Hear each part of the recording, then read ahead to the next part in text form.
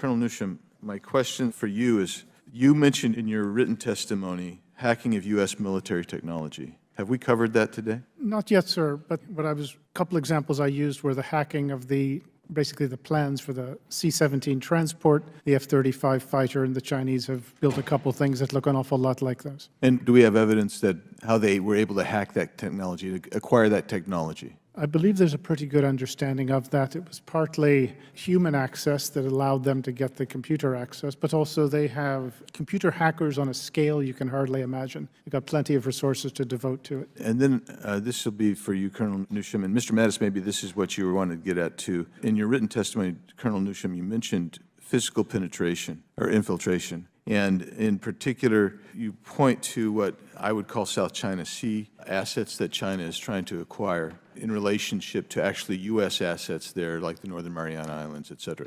Can you want to take just a few seconds and expand on that, please? Sure. Just regards to South China Sea, the Chinese had de facto control of that at least 7 or 8 years ago, long before Ukraine ever came along. They are now going after American territories and parts of America in Commonwealth of Northern Marianas and in Guam, coming through the borders. And CNMI's case, it's with the approval of our own Department of Homeland Security, which gives visa-free access. Once they're in, they're causing all sorts of trouble. They've picked up Chinese around, wandering through the jungles around U.S. bases in Guam as well.